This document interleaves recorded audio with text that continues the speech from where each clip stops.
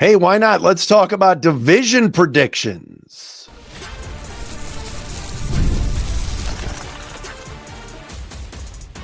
You are Locked On Lions, your daily Detroit Lions podcast.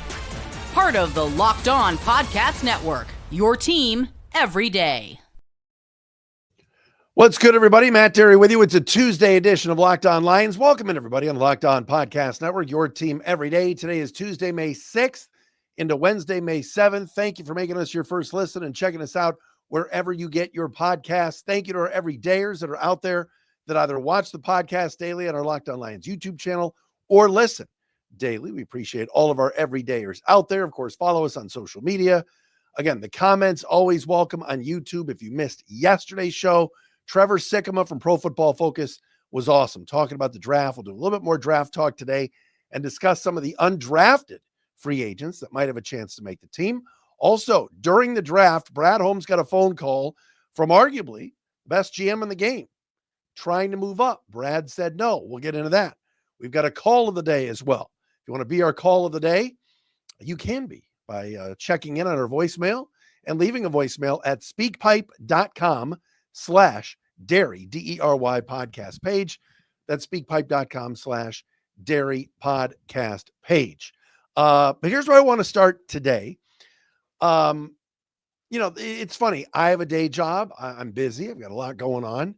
But occasionally, my guy, who I always refer to as the EP, the executive producer, my guy, Nathan Litke, he loves Colin Cowherd and checks in with some clips with me for me once in a while from the Herd Show on Fox Sports 1 and also Fox Sports Radio. And today, Colin Cowherd talked about the division.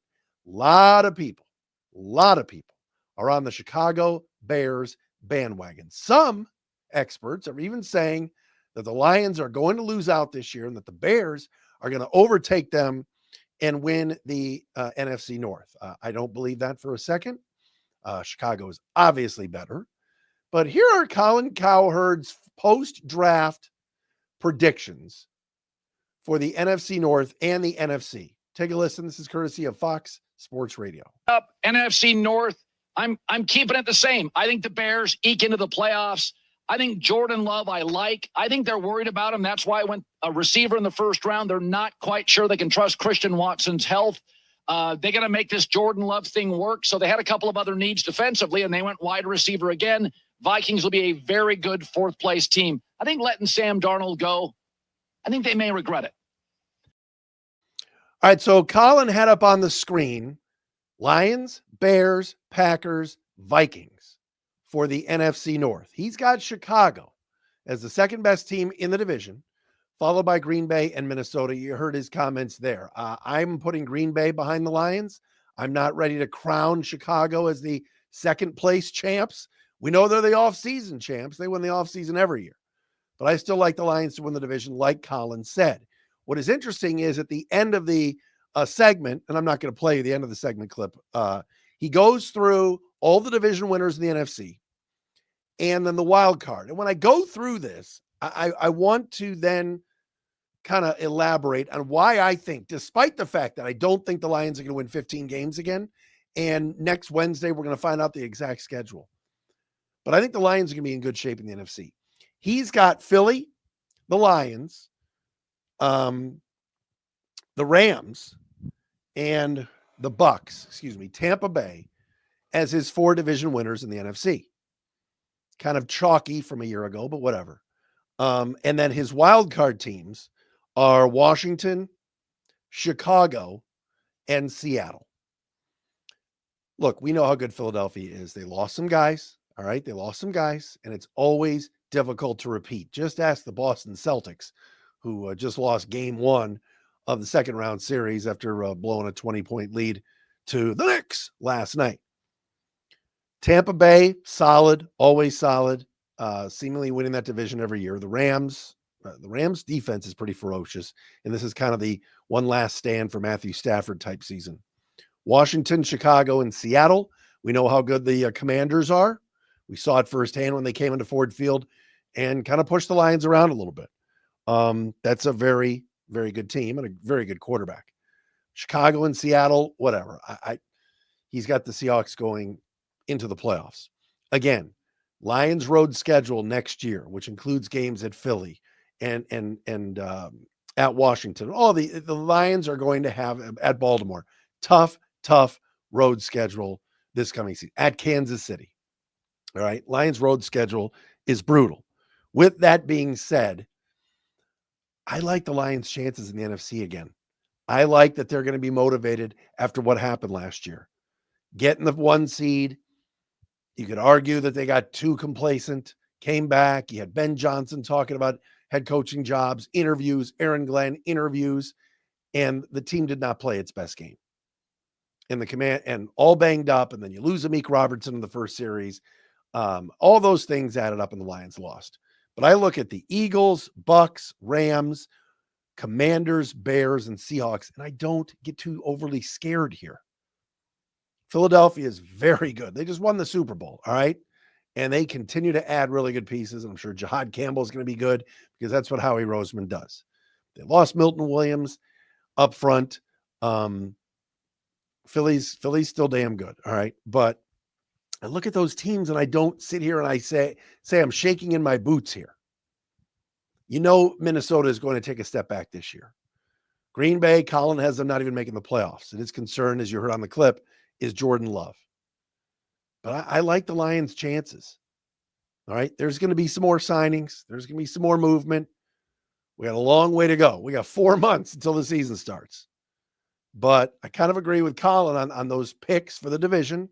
I think the Cardinals could be sneaky good and get into the playoffs. That's a team that's a little bit scary. We know Arizona, they're kind of built like the Lions, and they're ready to, they believe, ready to win. But I do like the Lions' chances. But Colin's picks, he had Dallas finishing in last place, by the way. The Lions have to play Dallas again this year, and the Giants. Yeah, the Giants in third and the Cowboys in fourth. But we'll wait until next week when the schedule comes out and see exactly when the Lions are playing. And all these road games are going to be on grass and everything else. Lions last year had such an incredible year, winning the 15 games, winning every road game. But the better conference is still the AFC. It is. And with the chip on their shoulder and remembering what happened last year, I think this Lions team is going to be focused. And I love that Colin Cowherd is picking Detroit because so many prognosticators believe that the Chicago Bears are ready to overtake the Lions based off of their offseason. And you look, for as much as I make fun of Chicago, of course they're better. Of course they're better. They've had 2 very good drafts by Ryan Poles. Because they've been so bad, they've drafted very high. And they finally have had their books cleaned up to where they could go out and sign some pretty good free agents. I still am not sold that their offensive line is as good as the Lions. And I'm still not sold that Caleb Williams is this groundbreaking quarterback. He showed flashes last year, and I'm well aware he had 2 offensive coordinators and 2 head coaches, and Ben Johnson's the quarterback whisperer. And look what Ben did for Jared Goff. I get all that. I do. But, Caleb Williams needs a lot of coddling. And while they're giving him a ton of weapons to work with, and the two weapons that he got in the draft, including Colston Loveland, they're not ready to overtake the Lions. And I'm glad the herd and Colin Cowherd agrees with me. I'm not ready to crown Chicago as division champs yet either. Ben Johnson was a heck of an offensive coordinator. He's as good an offensive coordinator as we've ever seen. Maybe the best in Lions history. All right. There were some very good ones in this organization, especially back in the 90s. But you know what? Can he do it as a head coach? Can he be the leader of men? Can he grind through a 17-game, 18-week season and do his thing? And by the way, can he flatten a beanbag chair like Dan Campbell can? Everybody saw that video, I'm sure, off of Dan Campbell's wife's Instagram that made the rounds. What a great dude, man. Dan Campbell's just the best. All right, coming up next, undrafted rookie free agents that are on the Lions roster. I got 3 names that I really like that I think have a chance to be on the team. We will explain that coming up next, tell you who those guys are. We do have a call of the day as well on Locked On Lions.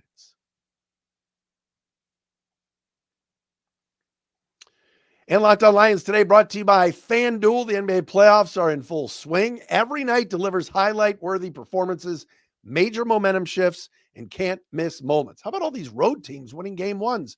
This is crazy, including last night where the Knicks won and the Nuggets won. Whether it's a game-winning shot or a breakout player, there's never been a better time to get in on the action. You can do that with our friends at FanDuel. FanDuel makes it easy to stay in the game before tip-off and live. With player props, performance trends, and same-game parlays, fans have more ways than ever to play smart and win big. Again, tonight, Pacers, Cavs. Cleveland's banged up. Indiana's playing well. I've been saying on this show, watch out for the Pacers. Which players? Could it be Tyrese Halliburton? Could it be Donovan Mitchell? Are going to show up in the biggest moments tonight? And how could tracking their trends help you build your next bet? What would it look like to combine live prop bets mid-game based on how the action unfolds? You can do all of it at FanDuel. New to FanDuel? Perfect time to sign up. Head to FanDuel.com and place your first $5 bet. If it wins, you'll get $200 in bonus bets. Make every moment more with FanDuel, the official sports betting partner of the NBA.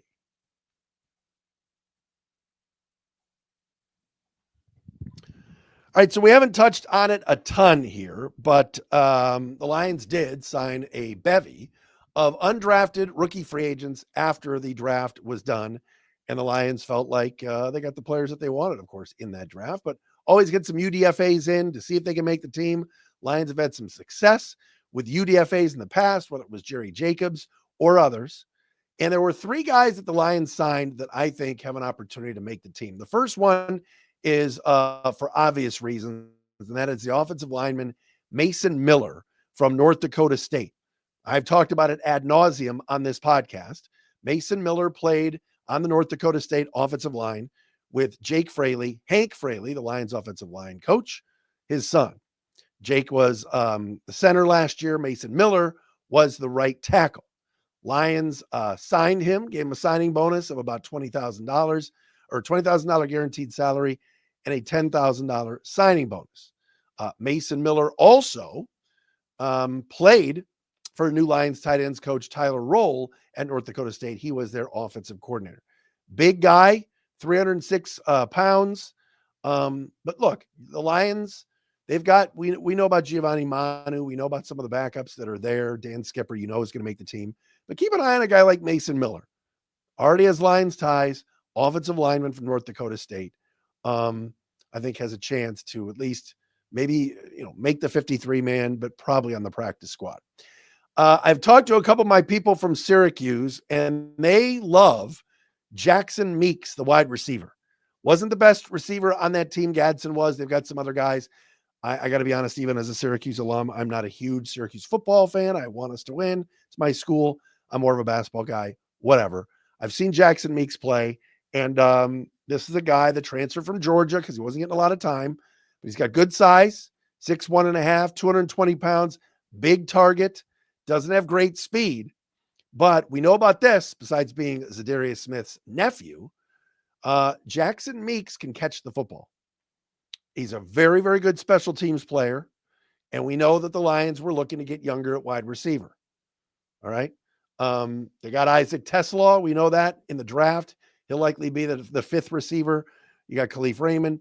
You got Tim Patrick, and, of course, J-Mo and Amon-Ra. But a guy like Jackson Meeks could be a practice squad player, and if there's an injury, maybe makes the roster at the start of the year. So I like him. Good wide receiver, a solid undrafted free agent that is now a member of the Lions. And everybody knows about Caden Prescorn, the kid from Lake Orion. Very famous football family around here. He was a walk-on quarterback at Memphis and then moved to Ole Miss.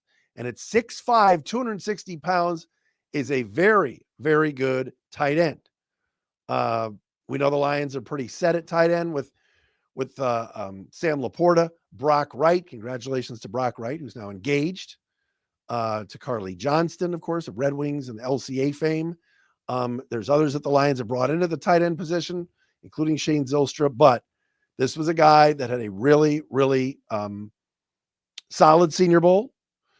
They signed him for $60,000 guaranteed, and he's 25 years of age.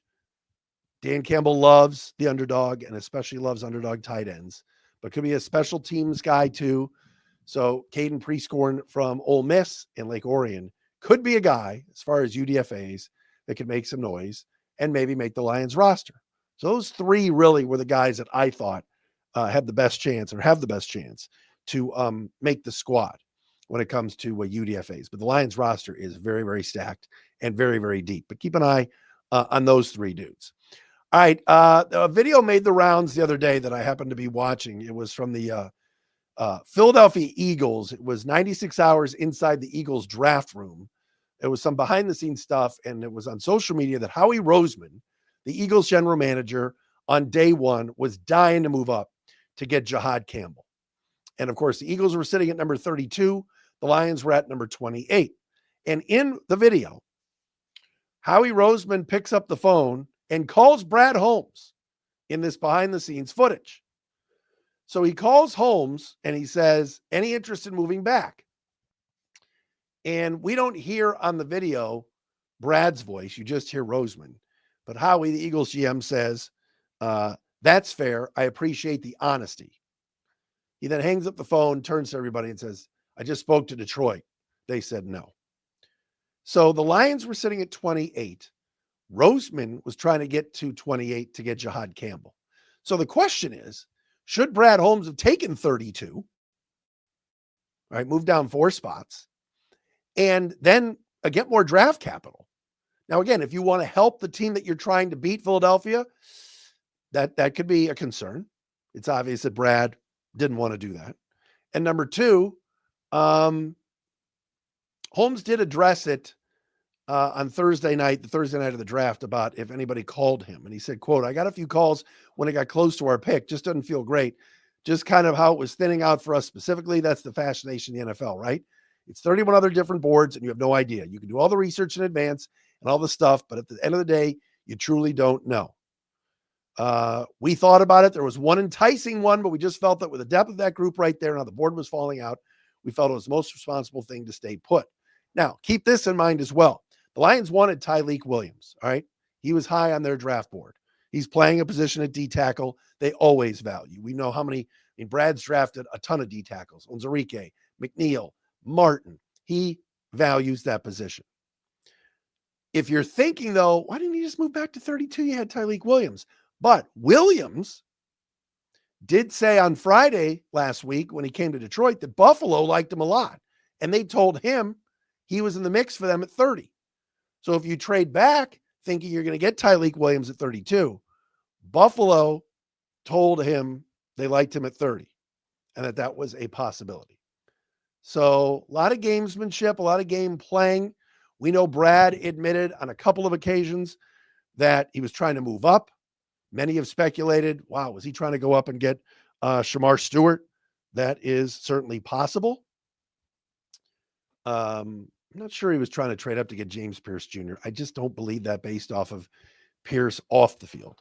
But Shamar Stewart, I could definitely see the Lions trying to move up. But again, he went 17 to Cincinnati. So that would have been a big move up for Brad.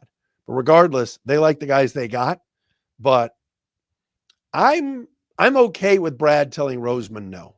Why do you want to help Philly out? And then you run the risk of losing the guy you wanted, which was Tyleik Williams. Because Williams said the Buffalo D-line coach told him they really liked him at number 30. So just a little gamesmanship, just a little interest that Brad Holmes was playing. But I love on that tape, and the videos all over like Instagram, Reels, and I even saw it on TikTok. I like that they didn't help Howie Roseman. Now, it turns out the Chiefs helped Roseman out, and Jihad Campbell ended up being on the board. What I'm hoping is in a couple of years, we aren't sitting here going, man, Lions passed on Jihad Campbell and got Tyleik Williams instead. I hope we're not having that discussion. But it seems like all of these guys, especially SEC players, whether it's Alabama or Georgia, mostly Georgia, that Roseman drafts, turns out to be really, really good football players. All right, call of the day is back. You want to be our call of the day? Speakpipe.com/dairy podcast page. We will play a new one for you coming up next.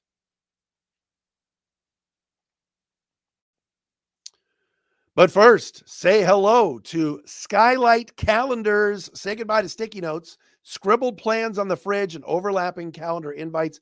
That's because the Skylight Calendar is here to bring clarity to the chaos and help families stay organized without the stress. This sleek digital display syncs with your existing calendars, Google, Apple, Outlook, and more, making it simple to track appointments, practices, dinners, reminders, all in one easy-to-see place. All right? What would it mean to eliminate the I didn't know excuse from your family's routine? How often do plans get screwed up and missed because they're buried in a digital calendar or they were not written down at all? All right, well, this all be fixed with Skylight. Right now, Skylight is offering Locked On Lions listeners $30 off their 15-inch calendars by going to skylightcal.com/NFL.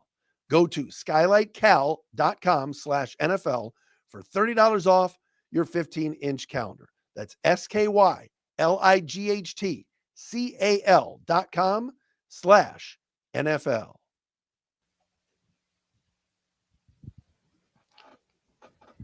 All right, folks, you've been waiting for it. Here we go. We are going to attempt to do this again. Yes, it is time for our call of the day. No, not Alex's call, but the call of the day. And of course, you can be our call of the day by going to speakpipe.com/dairy podcast page. Always love hearing from the fans. We've been inundated with calls of the day, which we appreciate. That means you're out there, you're listening, you're into the podcast. We appreciate all of you. That whether you follow me on YouTube, whether you're on the social media platforms, Facebook, whatever, the Matt Dairy Facebook fan page, we appreciate all of you. Today, Lewis Meeks checks in. I wonder if he's related to former Indiana Hoosier legend Jamal Meeks. Lewis, take it away. Good morning, Matt. Lewis Meeks here from the Lansing area. Listen to your show every day and love it very much. You guys are awesome. Very curious about the draft. I followed it very closely, and in reflecting upon the fact that Brad tried 30 times allegedly to trade through up in the draft, leads me to believe he tried 30 times to get other players instead of the players he actually ended up drafting. And I'm just wondering, in the context of the Dan Campbell and Brad Holmes era, if this will go down as the least effective and successful draft because he just didn't quite get lucky enough and find dance partners to help get the players he truly wanted. Love to get your thoughts on it. Thank you very much. Enjoy your show all the time. Bye-bye. All right, Lewis, thank you very much. Looking good, Billy Ray. Feeling good, Lewis. Let me tell you something. Brad Holmes is never, ever, ever going to admit that, hey, I tried trading up 30 times. And this is what Lewis was saying. And Lewis is right. There's been a lot of reports. And Brad admitted he tried making a lot of calls. But I don't think Brad will ever admit, yeah, hey, you know what? We tried to trade up, and this is going to end up being our worst draft. I doubt it. Here's the thing, that when you win 15 games, and you draft 28th, and you draft 60th, and obviously the Lions made a bunch of moves and moved up and everything else. You know, you're going to score more and do better when you've got multiple picks, like the Lions did for the first 2 years of Brad's drafts, thanks to the Rams and the Matthew Stafford trade. You're going to do better when you suck and you're in a better spot to draft, and you're coming off of trading your franchise quarterback. That's just how it is. Last year, the Lions did not have a great draft in terms of the first year and the impact that rookies made. We know Terrion Arnold made a big impact. A guy like Mekhi Wingo is pretty good. But for the most part, last year's draft did not, the tree wasn't bringing a lot of fruit last year. And people are like, oh, Holmes is off the worst draft. Hold on a second. Get guys like Aiden Hutchinson and Penei Sewell, franchise changers at 2 and 7. He moved up to get Terrion Arnold at 23 after other corners went ahead of him. All right. This draft, it might take a little time like last year's draft to figure out how good it's going to be. But if a guy like Isaac Teslaw comes in and just bursts onto the scene and makes plays, that's probably going to be the key to this whole thing. Probably. But yes, Lewis brings up an interesting point about, did Brad not get what he wanted because he admitted he was trying to trade up a lot to get somebody. And he admitted he was trying to get an edge rusher. We'll see. We'll have to wait and see. What if Tyleik Williams becomes a game wrecker? What if his smarts, and he's a smart kid out there, what if his smarts and his instincts take over and he becomes a guy that you go, all right, DJ Reader, we're letting you walk after this year. Levi, goodbye. Because we've got a bookend with Aleem in Tyleik that can really play. It's up to the coaching staff to get the most out of him. We'll have to wait and see. We talked yesterday about the Athletic and Austin Mock grading the Lions an F. I think that's outrageous and ridiculous. I think Tate Ratledge is going to be good. I think Miles Frazier is going to be good. And heck, I think the 7th round pick, the safety from Georgia, Dan Jackson, is going to contribute. I'm not saying he's going to be a starter, but I don't see this draft being an F by any stretch of the imagination. But like Lewis said, I mean, would it go down as the worst draft? Brad hit so many home runs his first few years. It's difficult to match a draft where you got Jahmyr Gibbs, Jack Campbell, Sam Laporta, and Brian Branch. I mean, that's astoundingly good, right? Astoundingly good. Give it time. Let's see how they do. Let's see how these kids do. Let's see how some of the kids from last year's draft, end up playing, because they're gonna get more out of Ennis Rakestraw than they did this year. He was hurt. No, he's got a history of injuries. Could come back to bite them. But I don't know, Lewis. I'm not sure I would say this could end up being the worst draft. It might, but I'm not ready to say that yet. But very, very, very good question. All right, we are back again tomorrow with a Wednesday edition of Locked On Lions right here on the Locked On Podcast Network. We may have an interesting surprise pop in this week. It's all I will say about that. I don't know if it'll be interesting or it'll be scary. We're going to find out. I may have something brewing here. But thanks for checking us out wherever you get your podcasts, everybody. Back again tomorrow.